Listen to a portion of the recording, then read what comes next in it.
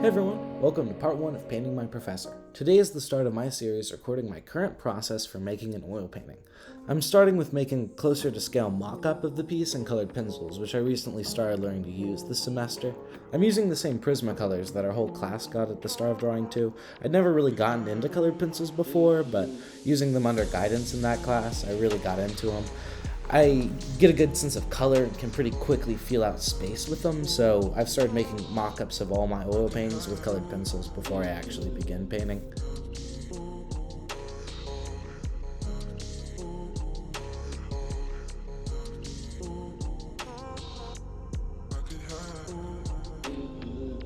I'm really grateful for what I've learned over time from different teachers. The subject of this painting is a professor I had this semester and my freshman year, who just retired. His discussion class set a really high standard for my college experience and definitely made me think about the world in new and novel ways. Sometimes I think of that being a teacher is kind of like a cheat code for making your mark on the world and seeing the impact you can make on people, short of being a parent, I guess. At least for me, if I had to point to the most important people for my development and who I am today outside of my family, I'd have to go with the different teachers and mentors who have guided me throughout my life.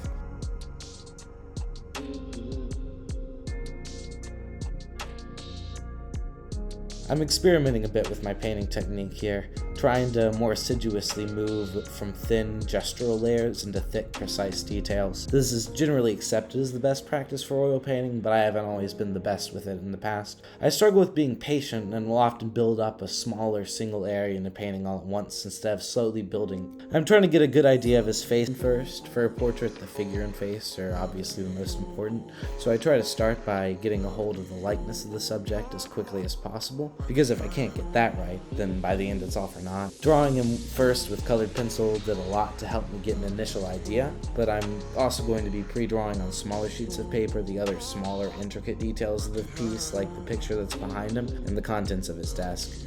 I didn't include everything in the first colored pencil sketch because I'm actually going to want to scale them up slightly bigger in other sketches with more detail than I wanted to get to when I was trying to just feel out the figure in the original.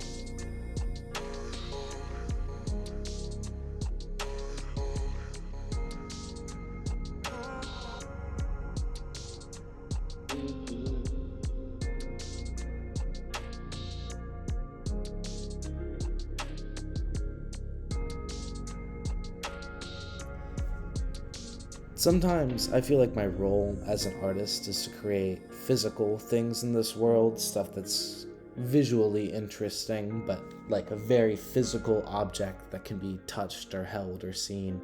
But I feel like a lot of the contributions that people make to each other's lives can't be fully measured in a physical or material way.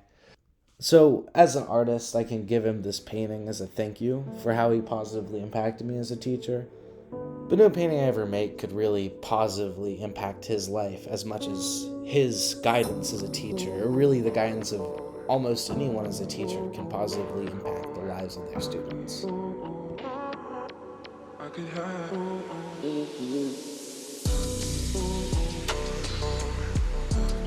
Anyway, this is what I got so far. It's a bit vague, but it's a start. Let me know what you think, and feel free to follow to see how this painting turns out. Hey everyone, welcome to part 2 of Painting My Professor. Today, I'm going to try to get a better feel for the piece as a whole, and start blocking out the major chunks of color and larger shapes in the background and foreground.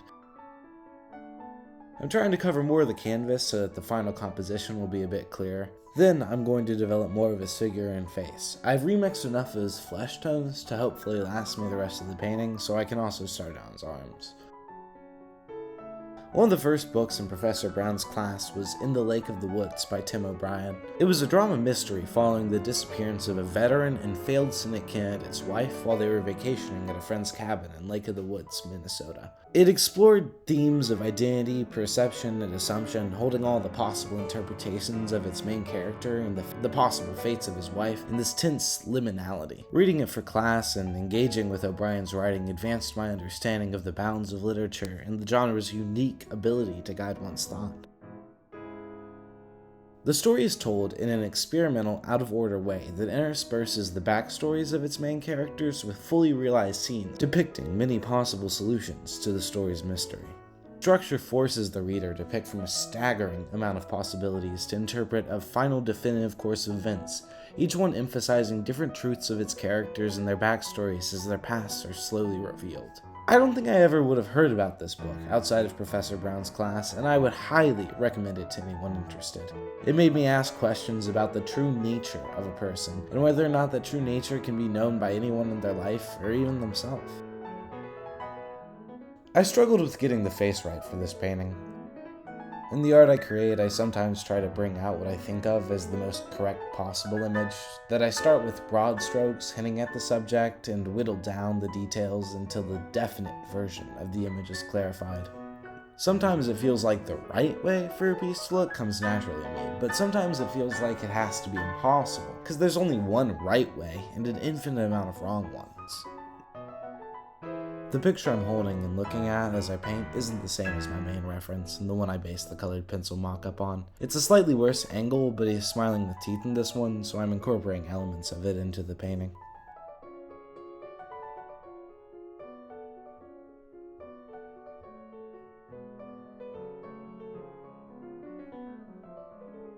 Frustrations aside, I'm proud of the progress I made today. The composition is starting to come into focus a little, and the face is starting to get where it needs to be, though it still needs a lot of work. Thanks for watching, and feel free to like and follow to see how this piece turns out. Welcome to part 3 of Painting My Professor. Today, I made more progress on his face and hoodie. I'm probably almost done with his expression, and I've got the first layers down for the Cubs logo on his shirt. One advantage of having known my subject before starting the painting is that I get a stage in the process where I start being able to intuit what he's supposed to look like. There's a point in every portrait where the figure starts looking like a human. That's not so hard to get to. Making it look like this specific human, on the other hand, takes a lot more work and precision. I can more confidently diverge from what I see in the photo because now that my brain is starting to register this face as a familiar one, the parts of the painting that are a little off start sticking out. For example, his eye color can't really be told in the pictures I took, especially at the distance and size I've printed them, but I know he has greenish eyes, so the black dots I put at the beginning start looking weird, especially when everything else is starting to come together, so I fix that by putting in green pigments and white highlights.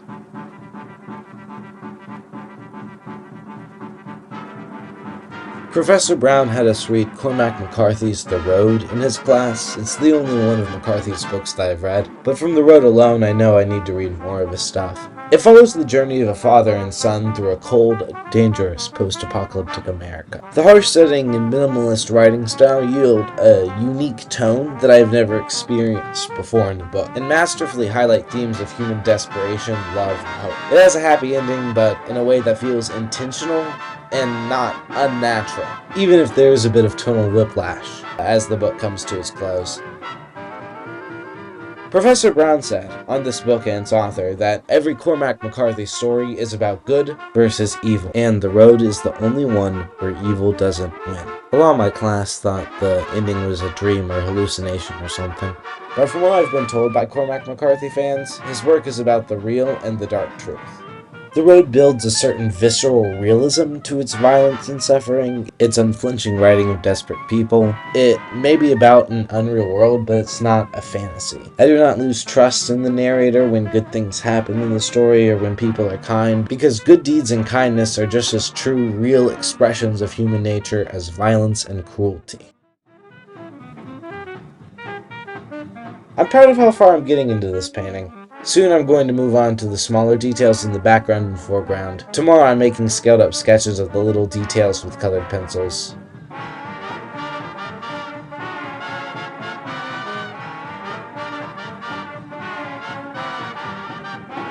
Thanks for watching. Feel free to like and share and follow to see how this painting turns out.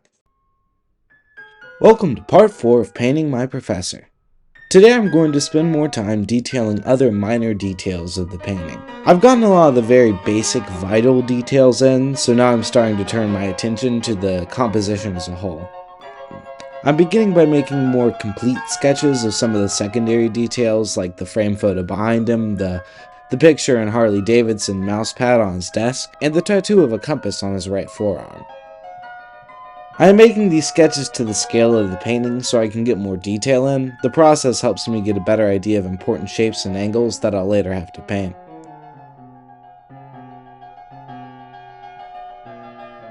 Another book Professor Brown had us read was Slapstick by Kurt Vonnegut. It is the story of the mutant former president of America as he recounts his childhood, career, and the collapse of the US and the broader world through a series of absurd events. It's easily the weirdest story I've ever read, and one of the funniest. The absurd plot, told straight and plainly, makes for a very streamlined and always entertaining experience. I just flew through this book. Vonnegut explores themes of family, community, culture, and power throughout Slapstick, and does it flawlessly, subtly weaving these themes through its bizarre events. The story of mankind's wacky future is rarely ever distracted from by what Vonnegut is trying to say, but Vonnegut's themes feel very clear when looking back on the book as a whole. Today I spent less time on the painting itself, mostly just tweaks to his face and put down a proper first layer for the shape of his forearms and the picture behind him. I've made sure the layers are thin so they dry quick, and I'll be able to get the more minute details after. It's important to me that some of these details are included. I took a lot of pictures in his office in preparation for this piece so I could pick and choose parts that feel more relevant or contribute to a sort of story in the final composition. Included in that are the pictures of the family he is retiring to spend time with, a full view of the compass tattoo on his forearm to represent the guidance he provided, and text that, when taken out of context, could refer to a retirement that's been a long time coming.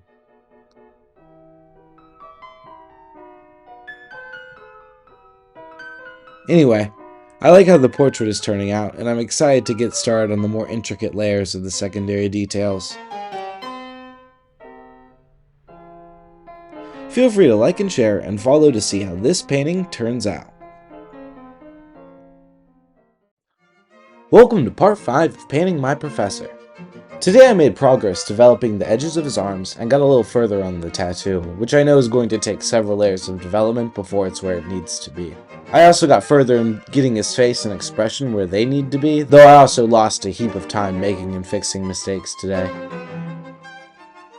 Sometimes the process of making a painting feels like a continual cycle of shaping something up, ruining it, and then, if you're lucky, making something just a little better on top. I think, shoot, I should have left that area be 1,000 times before I can finish a painting. Art is never finished, only abandoned, is a quote sometimes attributed to Leonardo da Vinci, but we're not sure if he ever said it. And I have my own mixed feelings about the quote, in part because I'm not sure that's how I think about finishing a work. But it does ring a little true to me, because I feel like the stage in the process of creating a painting where I actually consider it done is when what I have made feels like it's too good to risk ruining again to make better. The painting right now doesn't feel like it's at that stage. I have many more times to mess up while making it, and it's not even a great place at the moment. I like to split sessions so that they end in a place where it feels like my painting's going in the right direction, because my studio is just my bedroom. So if I don't like how it's looking, I'm the one who has to sit with it, and I can only blame the guy who painted it. Really, I know that being dissatisfied with the unfinished product is an important step in the process of creation. I may spend a lot of time with this work not looking like I would want it to, but if I do a good job, I can make it look good and someone will get to spend a lifetime with it looking good.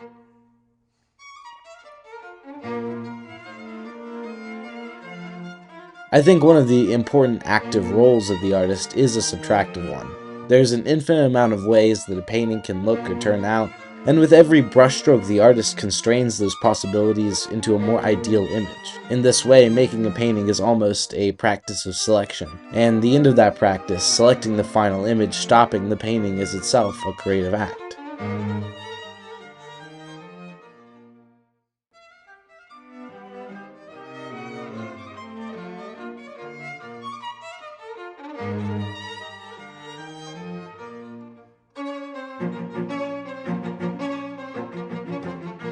Anyway, there's still a while to go for this piece, but I'm excited to keep going.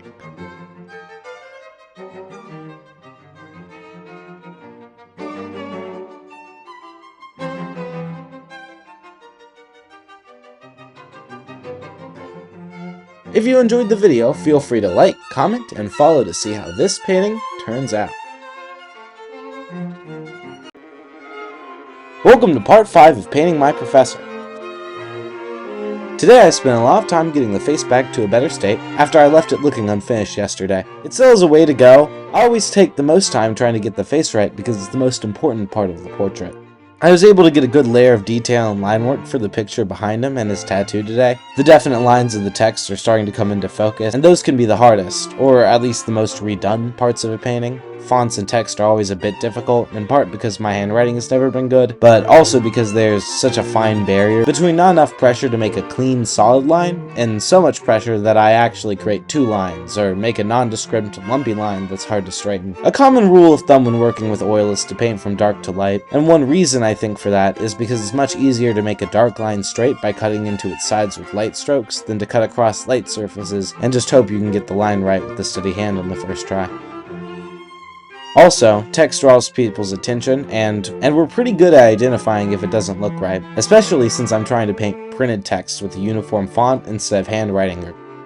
There are parts of a painting outside of its focal points where you can get away with something looking basic or more suggestive of what it's supposed to be, but text is definitely not one of those details.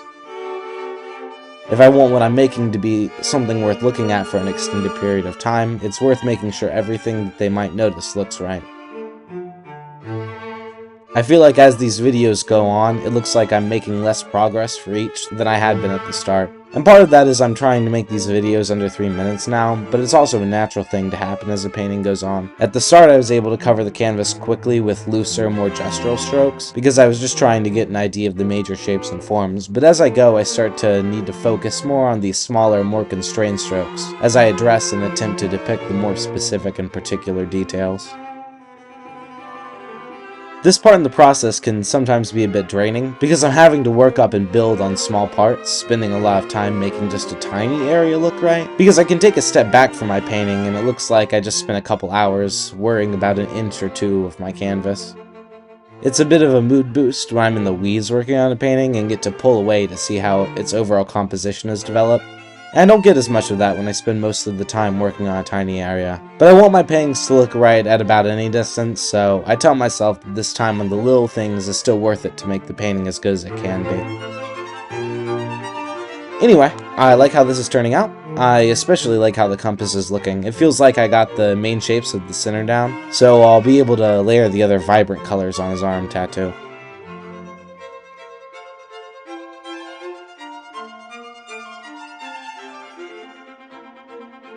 If you enjoyed the video, feel free to like, comment, and follow to see how this painting turns out. Hey everyone, welcome back to Painting My Professor. Today I spent a lot of time trying to get his face right. Earlier I think I painted one of his eyes a little out of place. I have a habit of getting fixated on perfecting small details, which sometimes really pays off, but sometimes causes problems because I'm looking at the painting 1 inch at a time instead of developing it as a whole composition. I also did a lot of work developing the final layers of his jacket. I don't really use black paint in my oil, so for the grays I use a mix of raw umber, yellow ochre, and Payne's gray to create the desaturated cool and warm tones of his sweater.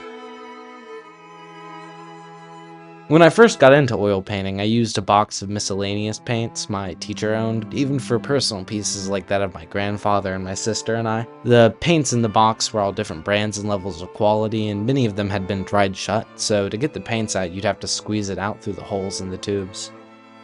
Since then I've mostly used Fine Touch brand oil paints, which have always yielded a bit of a different experience and result from the painting. I recently got some tubes of Master's Touch though, which I'm using in this video. They're a bit more expensive, but they're higher quality, and come with labels indicating their opacity and light fastness, which are useful guides, though I'm not yet practiced enough to fully take advantage of that information while I'm painting.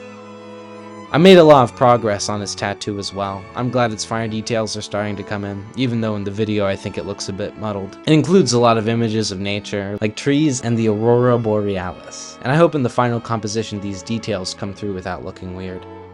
Lately I've been a bit worried about continuing to sleep in the same room I work and spill paint thinner in. Not so sure if the chemical fumes are having positive effects on my artistic process. So I think I'm going to start painting outside for the sake of my kidneys or whatever. I'm kinda nose blind to the smell at this point, but my roommate, who was out of town while I was working on the painting, recently came back and very much noticed the pervasive chemical aura around the house. I started painting with the fan on and the window open, but that can only do so much. Anyway, I'm really liking how the painting is starting to turn out. I think a lot of its major details are starting to come together, and the resemblance is starting to get better. I've been a bit slower and more experimental with my process for this piece, and I started to get worried that it's going to take me a lot longer than intended, but it looks like things are coming together and the time is paying off, even if I spend a lot of time fixated on getting some of the less important details right.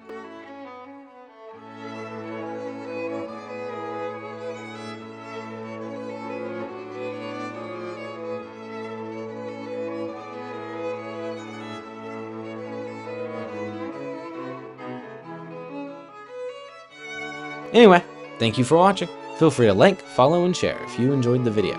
I hope you'll join me on Thursday to see how this painting turns out. Hey everyone, welcome back to Painting My Professor. Today's video is a lot shorter than my previous ones. I'm still struggling with having a place to paint where I'm not inhaling a bunch of fumes. Today I tried to make progress by painting outside on my porch, but I couldn't stand the Mississippi summer heat for very long and I had to go back inside. By the time it cooled down a little, it also started getting windy, and I didn't want pollen or pine needles to mix in with the wet paint, so I ended up calling it a day. Even though I didn't have much time, I made some important progress. I'm getting closer to getting his eye right, the face in the painting is looking more and more like him, and I got more of the background developed. Though I worry about whether it looks like he's just superimposed in front of the wall instead of existing in the room. I also need to change my paints a little. For a while in this painting, I've been using a tube of zinc titanium paint instead of my usual titanium white. I didn't realize the difference in names was actually pretty meaningful and not just a matter of different brands. Turns out zinc titanium is much more translucent and used for mixing more than anything, which is why I've had to add layer after layer of it to show up at all. In oil painting, white is a very important color. It's the most sold and used pigment and is super important for making colors stronger and more opaque. Zinc titanium is not great for this. I noticed that every time I used it to strengthen a color, it made them more translucent. And when I tried to paint strong, pure white layers for the photo in the background,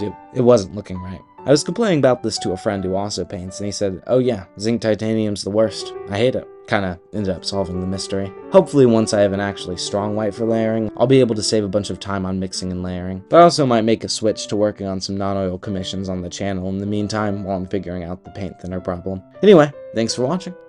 I hope you enjoyed the video. Feel free to like, share, and follow to see how this painting turns out. Hey everyone, welcome back to another episode of Painting My Professor. I recently got a hold of the titanium white paint I needed. I hadn't had it for most of this painting, and was unknowingly using the wrong kind of paint for a huge chunk of the process, slowing down the whole thing and making some aspects not quite look right. Even worse, I got used to painting with that more translucent zinc titanium, so when I tried to make a slight adjustment to his face with some of this more opaque tone, it ended up not looking right. So I ended up spending a lot of today's video just repainting his face so the new tones don't look out of place. Still not sure if the time I spent working on it necessarily improved the painting, but it definitely helped me refamiliarize myself and working with the titanium white, which is going to be one of the most important tones in the painting going forward. It kind of harkens back to what I said in a previous video, that the process of making a painting is sort of like continually making something better and then ruining it. Part of my frustration is also because I was having trouble finding some of my brushes, but I'm moving out of my apartment in Oxford so I can work in my garage at home, and I actually managed to find most of my missing brushes when I was packing up. I'm excited to work in a place separate from my bedroom with better ventilation so my head doesn't start swimming while I work, but I also worry a little about when I move back up to Oxford for school and what I will do for a studio space. Sorry for the spotty schedule the last couple days. Friday I had some doctor stuff and I spent most of yesterday moving and driving home, which took a lot of time. I didn't really plan well to accommodate the regular posting schedule. I really enjoy having a consistent schedule for videos and posting like this. It kind of automatically creates a structure for my days and week, which is pretty helpful in the summer when I don't have a real job.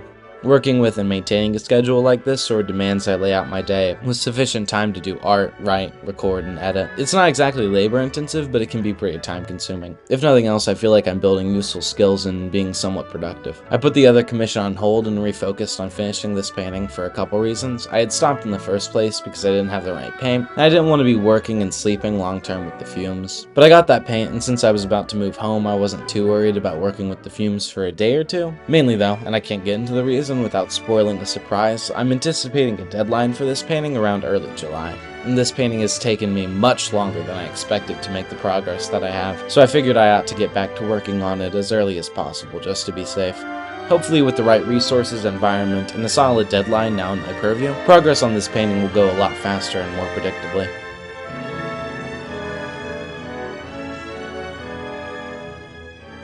Anyway, the painting is in a bit of an awkward stage, but I'm confident I'll be able to figure it out and make something good. Thanks for watching. If you enjoyed the video, feel free to like, share, and follow to see how this painting turns out. Hey everyone!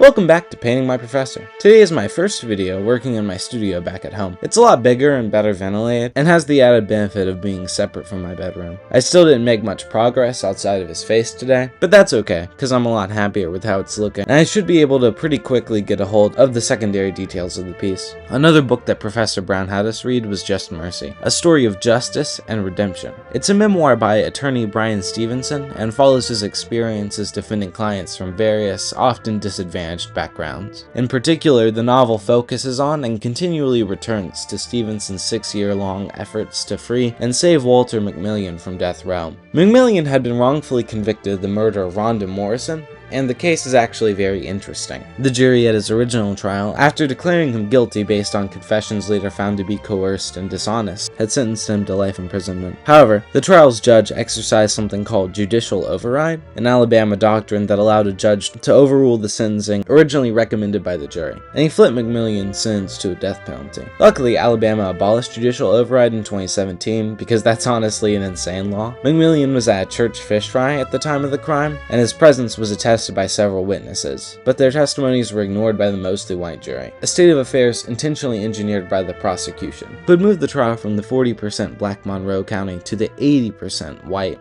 Baldwin County. A major point in the prosecution's case was the testimony of Ralph Bernard Myers, who, unlike McMillian, had a long rap sheet as a career criminal. Myers confessed to the murder of Rhonda Morrison and implicated McMillian in exchange for avoiding the death penalty for the murder of Vicki Lynn Pittman. A major discovery used by Stevenson during later appeals for the case was that the very tape recording Myers' coerced confession, when flipped over, had a heretofore unreported recording of Myers complaining about being forced to confess to a crime he hadn't committed while implicating a man he didn't know. It would take several appeals before McMillian would be exonerated in a court of law. The discovery of the recording bringing Myers' testimony into question, inaccuracies in eyewitness accounts placing McMillian's truck at the scene of the crime, along with the complete lack of physical evidence connecting him to the crime, all contributed to the overturning of his conviction in 1993, after 6 grueling years of anxiety and imprisonment. Cases like this make me question the efficacy of the death penalty, and whether the potential deterrence it provides is worth the inevitable killing of some innocent people. For someone wrongfully given a death sentence, there is always recourse and a much wider window to eventually achieve justice. When someone is wrongfully sentenced to death, that window closes a lot sooner. It feels a little weird going back to talking about painting after giving a spiel like that, but what can you do? Anyway, this painting is turning out pretty well. I'm a bit worried about the pace of progress, but hopefully I'll be able to buckle up and finish it in a timely manner anyway. Thanks for watching. Feel free to like and share if you enjoyed the video, and follow to see how this painting turns out. Hey everyone, welcome back to Painting My Professor. Today I did some adjustments to his face and smile, but I mostly worked on the poster behind him and the Cubs logo on his shirt. I originally chose a framing that included the poster in the background and centered its text to allude to his retirement, but while I was working on it in the painting, I got curious what it was about. It's apparently from the front page of the Chicago Tribune, with the incredible picture taken by Brian Casella showing the Chicago Cubs' immediate reaction to their World Series victory in 2016, their first since 1908. This breaking of the team's 108-year drought, the longest in baseball history, was hard won against the Cleveland Indians, who had themselves not won a World Series since 1948, and had never played against the Cubs in a World Series before. The season was exceptional for a lot of reasons. The Cubs were joined by Dexter Fowler, Jason Hayward, and Addison Russell, their first black players in a World Series, and they came back from a 3-1 deficit, and the final deciding Game 7 was long and dramatic. In it, the two teams were tied 6-6 when weather imposed a 17-minute delay, during which reportedly Jason Hayward called the Cubs together in a weight room and gave a rousing speech to his team, after which the team went back onto the field and scored 2 runs, winning against the Cleveland Indians 8-7. Honestly, in a lot of ways, the game sounds like a movie, and I'd be surprised if a feature film isn't made based off of it in my lifetime.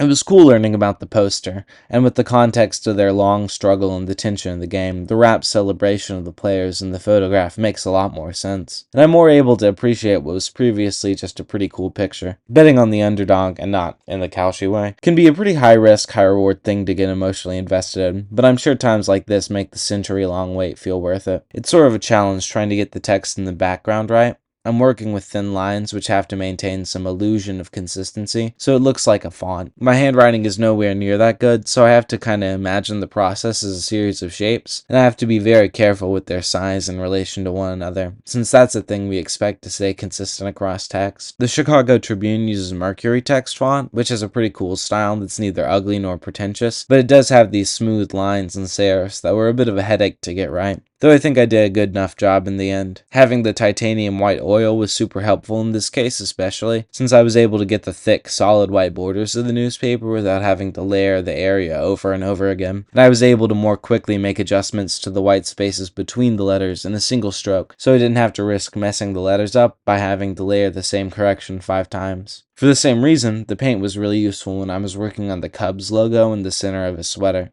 with its white lines and bold colors. The work on these elements in the painting, which I thought was going to be some of the hardest on this piece, went surprisingly well. It's definitely renewed my confidence in the painting going forward, and I'm excited to work on it more.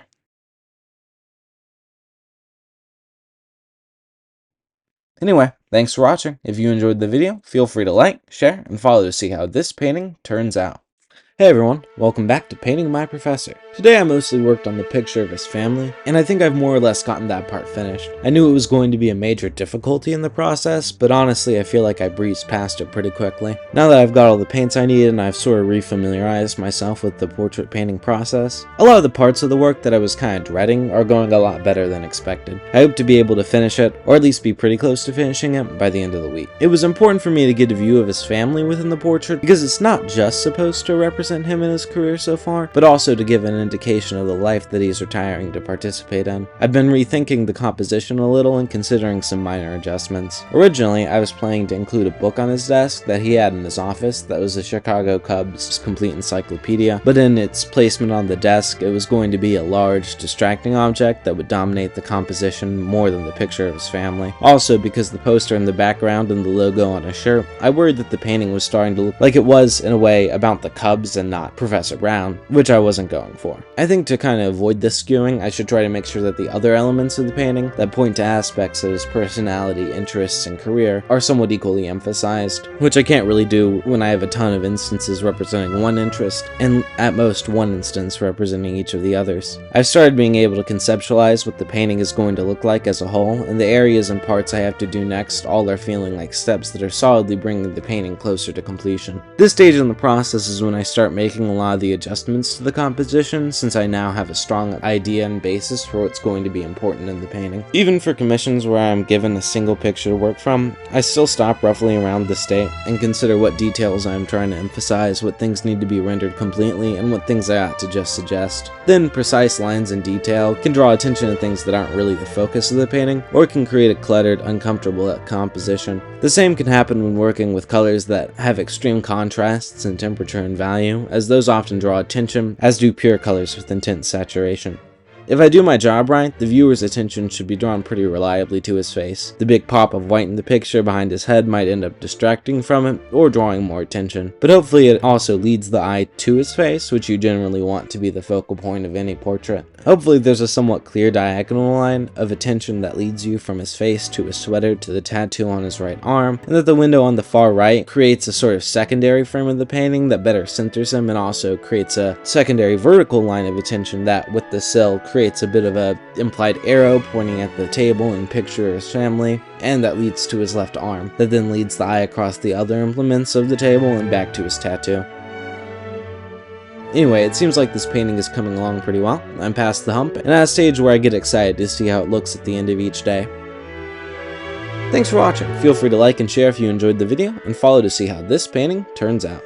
Hey everyone, welcome back to Painting My Professor. Today I mostly worked on fixing up certain small parts of the painting. I added some detail and definition to his hair, which has been much needed in the painting for a while, though I'm still not sure if it's really where I want it to be. I also added some outlines to his sweater and made some adjustments to definition on his left arm and watch, though there's definitely still some layering I need to do on both once they're a bit drier again. I also did a lot of work rendering his left sleeve and some on his front pocket. I think I'm near finished, if not already done with the sweater, which is good because I've been expecting it to be a huge time sink for a while. I also looped in some of the footage that I didn't include in yesterday's video, of me painting the window and windowsill. I had so much footage that I felt like I couldn't include all of it without speeding things up to a blinding pace, and even then, that video is sped up pretty fast. I've been trying to feel out a speed for these videos that works. This one's a bit slower. I think I might start cutting up some of the videos across days, so I'm not having to speed some of them up to almost 100 times. My first class with Professor Brown was in 2023 with the Ole Miss Honors College, which I definitely recommend you apply for if you're thinking of going to Ole Miss. The smaller class sizes and community within the college really can't be beat without having to shell out a ton of cash to Greek life. Freshmen in the HOTCO have to take 2 honors discussion classes, usually with like 10 to 15 students, and a teacher sitting around the same table engaging in discussion. Professor Brown was the teacher for my first discussion class. I had intentionally sought out his section because my sister had taken it with him 2 years ago and she had a glowing recommendation. She doesn't usually have a very strong opinion about teachers, so when she advocated for taking his section, I took notice. His discussion section definitely set a high standard for my college classes and gave a unique experience that hasn't really been replicated the same way for me at Ole Miss since.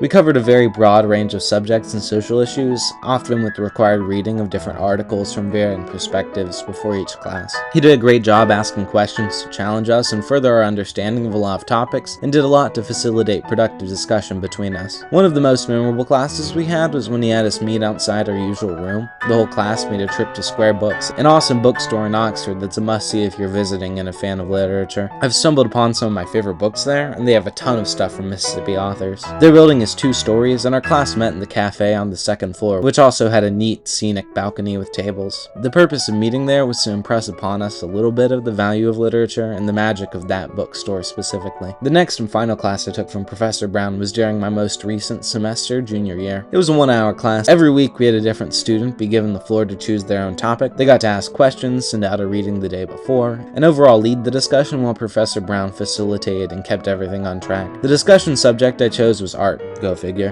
His class was 100% the highlight of last semester for me, and I'm so glad I had the chance to take it, especially when near the end we all found out that this was his last semester teaching. Learning under him was a privilege that I'm so grateful to have had. Anyway, the painting is turning out pretty well, I think. Thanks for watching. Feel free to like and share if you enjoyed the video, and follow to see how this painting turns out. Hey everyone, welcome back to Painting My Professor. Today I worked mostly on some stuff in the immediate foreground. I painted on his desk and finished the detailing of his right hand, wrist, and bracelet. I had a brief period in the process where the desk wasn't looking quite right, I think mostly because of the negative space and sort of uniform tones of it, but I made that less of a problem by adding some of the grain of his desk, along with its crack and some reflection on it, which I think overall helped to convey a certain realism and 3D aspect. It feels like we're in the home stretch of the painting now, where my focus is more and more shifting towards how small details look in relation to one another, instead of just trying to make sure that I get each separate important detail down. Along with the fact that I'm starting to shift to trying to get large swaths of the painting covered in patterns and tones that aren't distracting, but also aren't too simple. It's definitely a shift in approach when I'm not working on the focal points anymore, because now I'm having to exercise this balance of detail and attention. One of the really challenging parts of oil painting is getting straight lines, especially when they're diagonal. With all mediums, I tend to struggle with pressure control, and pressing too hard tends to yield goopy, lumpy lines, while not pressing hard enough leads to sort of ghostly, light lines that break the illusion of realism and usually have to be repainted. I used to struggle with this even more, because I would either paint the lines on a painted surface and inevitably have to repaint it when the lines didn't look right or encroach too much onto it, or I'd carefully paint the lines first and would encroach on them when I tried to paint the surrounding area. What helps me a bit now is more or less giving up on painting perfect lines the first time and just trying to depict the rough fit of the line with more thick general stroke, and then trying to cut them to be straighter and more uniform with a thicker square brush when I'm painting the surrounding areas. This kind of alleviates the pressure of getting it right the first time and lets me just slowly improve and tweak the line until it looks more right. Sometimes I'll also use a ruler to make sure the line is straight and angled correct, but I'm not able to use a ruler or tape on the actual canvas as a straight edge because, at least for oil paint on a canvas, that can lead to a lot of bleed through under the tape.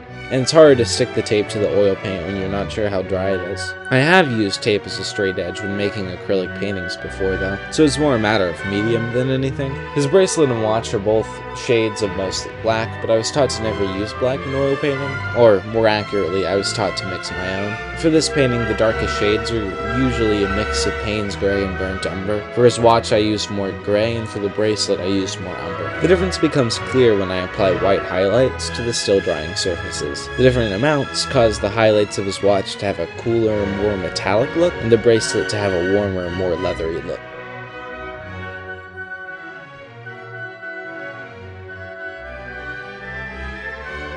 Anyway, I think the painting is really starting to come together, and I'm excited to see how it's going to look. Thanks for watching. Feel free to like and share if you enjoyed the video, and follow to see how this painting turns out. Hey everyone, welcome back to Painting My Professor. Today I made progress on his mouse pad and desk, and I also repainted the background and window. I'm in the last parts of the painting now, and while each individual part I work on isn't necessarily one of the most important for the painting, it will eventually matter that I got it right in the finished product. His mouse pad is Harley Davidson themed. I wanted to include it in the painting because he sometimes would talk about riding across America on his motorcycle, and positioning it in front of him with the picture of his family sort of gives an impression of some of the things that are metaphorically before him. In the background on the desk behind him, I plan on putting some indications of his career as a teacher that, with his retirement, are metaphorically behind him. The window in the background is pretty important compositionally because it makes the light source for a lot of the reflecting gleams more clear and does a little to create an almost second frame for the image, as does the desk and to a lesser extent the corner in the room, though that is mostly included just to add depth. This freer background filling part of the painting can be a lot of fun since I don't have to be as careful with minute things, though the parts of a painting that usually grab one's eye or impress people are also the parts with that minute detail, where it really does matter to be careful. I did some small detailing today though, like the handle of the drawer on his desk in the background, which mostly felt like a worthwhile inclusion because it broke up the space. I think that ended up turning out pretty well, even though I approached it and achieved its detail in a sort of minimalist way. The minimum that you need to give something depth or make it look real is often just a shadow and a highlight, with only one or the other. It sometimes can seem like you're just outlining something's edges to make it clear, and that usually looks unnatural. For the crack on his desk, I was able to get away with just a light line for the highlight and a dark line for the shadow. And for the edge of it in the background, which has a bit of an ornate shape, I can't just do several lines for white highlight, as that will just look like flat stripes imposed on the desk. Instead, I have to do alternating darks and lights to make it look more 3D. White for the part facing upwards towards the light, dark for the parts facing down and cast in shadow.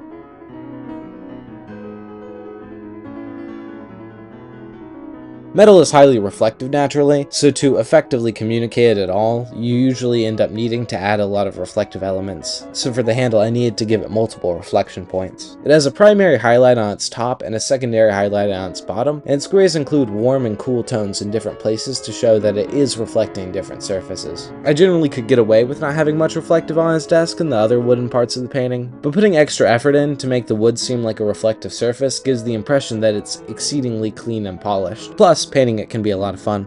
There's something immensely satisfying about getting to fix and layer over the parts of the painting that I kind of just haphazardly put down to get an idea of the composition. I've been looking at the flawed placeholder parts of the painting for so long that it feels like an incredible change in amount of progress just getting to finally cover them up. Anyway, the painting is likely to be done soon, and I'm very excited to share what it looks like. Until then, feel free to like and share if you enjoyed the video, and follow to see how this painting turns out. Hey everyone, welcome to the final episode of Painting My Professor.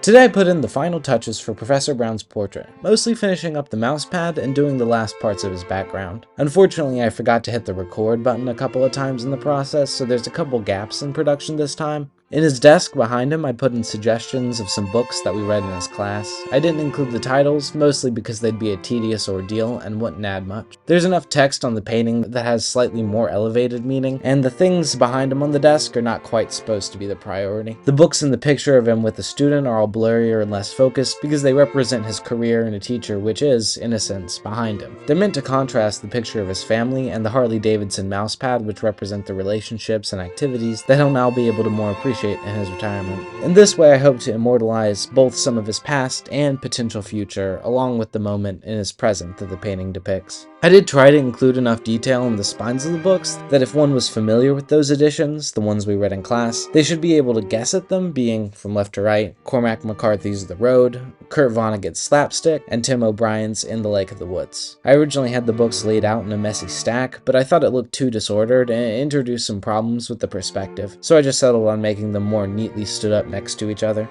I sometimes wonder about the value created by a painting. I think it varies from piece to piece. The value of this work is pretty personal. It includes a lot of details and effects that can only really be appreciated by some people, without being given additional context. In that way, it's a lot like a letter. The prose of a letter could be aesthetically very pretty, and people might be able to appreciate that value of it while knowing nothing about the sender or receiver, but much of its meaning is still only accessible to those parties. It's interesting because not all paintings are like this. Some have a kind of meaning that can be interpreted universally, at least within an artist's culture, or it could even be timeless. There's ways that you can intentionally make artwork like this, such as using motifs or depicting commonly known stories, and the employment of these strategies by Renaissance artists is probably why so many works from that era have persisted in the public consciousness. With the letter metaphor still in mind, those paintings are like books, works meant to be circulated and appreciated by an audience, though many paintings, like say the Arnolfini portrait or the Mona Lisa, can enjoy wide, long-lasting notoriety despite being made for a small audience. And works never meant to be shared with the public, like those of Henry Darger and Francisco Goya, can end up changing the world anyway. These works make me think of the Diary of Anne Frank, or even the Aeneid, which Virgil wanted destroyed after his death. You never know how what you put into the world will eventually go on to affect it. You can only try to put the best parts of yourself into it. This painting, like a letter, was created with the purpose of communicating to one person how he positively changed my life. And if this can show just a sliver of my appreciation to him,